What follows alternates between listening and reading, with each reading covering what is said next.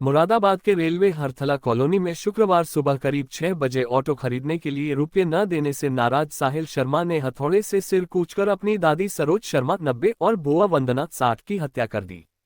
आरोपी दादी और बुआ के साथ ही रहता था। हत्या के बाद दोपहर में आरोपी ने रिश्तेदारों के साथ सिविल लाइंस थाने पहुंचकर सरेंडर कर दिया। साहिल कोई काम नहीं करता था। पुलिस के अनुसार सरोज शर्मा के पति ओम प्रकाश शर्मा रेलवे में लोको पायलट थे। उनकी मौत हो चुकी है। वह अपने 2 बेटियों सीमा और संगीता की शादी गाजियाबाद में कर चुकी थी, जबकि तीसरी अविवाहित बेटी वंदना उनके साथ ही रहती थी। सरोज अपने बेटे नरेश शर्मा और बहू बीना की मौत के बाद पोते साहिल 32 का पालन पोषण कर रही थी। सरोज को मिलने वाले पेंशन के 35,000 रुपये के सहारे ही घर का खर्च चल रहा था। आजाद नगर रेलवे हरथला कॉलोनी स्थित मकान में तीनों रह रहे थे। साहिल कोई काम धंधा नहीं करता था। दादी की पेंशन के सहारे ही घर का खर्च चल रहा था। पुलिस का दावा है कि आरोपी ऑटो खरीदने के लिए कई दिन से अपनी दादी और बुआ से रुपये मांग रहा था। शुक्रवार सुबह भी उसने रुपये मांगे, लेकिन दादी और बुआ ने रुपये देने से इनकार कर दिया। इससे गुस्साए आरोपी ने मकान के अंदर ही पहले बुआ और फिर दादी के सिर में हथौड़े से हमला कर हत्या कर दी। इसके बाद आरोपी बरेली पहुंच गया। बरेली में अपने दोस्त से मिला। इसके बाद उसने अपनी दूसरी बुआ और फूफा को कॉल की और पूरी घटना की जानकारी दी। उनके कहने पर आरोपी मुरादाबाद वापस आ गया। शुक्रवार दोपहर बाद करीब 3:30 बजे सिविल लाइंस थाने पहुंच गया। आरोपी ने पुलिस को बताया कि वह अपनी दादी और बुआ की हत्या करके आया है। इसके बाद पुलिस हरकत में आ गई और आरोपी को पकड़ लिया। उसे मौके पर ले जाकर दरवाजा खुलवाया तो मां बेटी के शव फर्श पर ही कमरे के दरवाजे के पास पड़े थे। फोरेंसिक टीम ने भी मौके पर पहुंचकर जांच पड़ताल की। एसएसपी सतपाल अंतिल ने बताया कि आरोपी ने पूछताछ में कबूला है कि उसने ही अपनी दादी और बुआ की हत्या की है। हथौड़ा भी मौके से बरामद कर लिया गया है। बेटी को बचाने के लिए गिड़गिड़ाई सरोज पर नहीं पसीजा बेरहम पोते का दिल। बुआ और दादी की हत्या करने वाले साहिल उर्फ सोनू ने हथौड़े से पहला वार अपनी बुआ वंदना शर्मा पर किया। वह चीखने लगी तो उनके बाल पकड़कर घसीटते हुए कमरे से बाहर ले गया।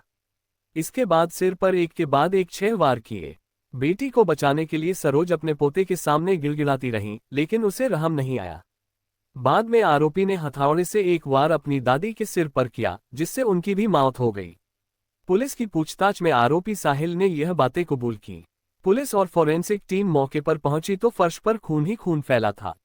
वंदना शर्मा के सिर के बाल टूटे मिले, जिसे फोरेंसिक टीम ने जांच के लिए एकत्र किया। मायके पर संघर्ष के निशान भी मिले। आरोपी साहिल ने पूछताछ में पुलिस को बताया कि वह कई दिन से दादी और बुआ से रुपये मांग कर रहा था, लेकिन वह पैसे देने से मना कर रही थी। इसके बाद ही उसने हत्या की साजिश रची। आरोपी ने पहले से ही हथौड़ा ढूंढकर रख लिया था। शुक्रवार सुबह 6 बजे आरोपी उठा और उसने देखा कि दादी और बुआ अपने कमरे में हैं। दोनों को जगाया और फिर रुपये मांगे।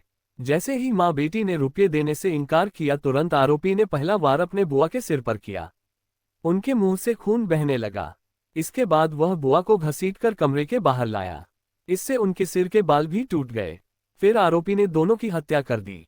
सरोज शर्मा के मकान के दरवाजे 2 रास्तों पर खुलते हैं।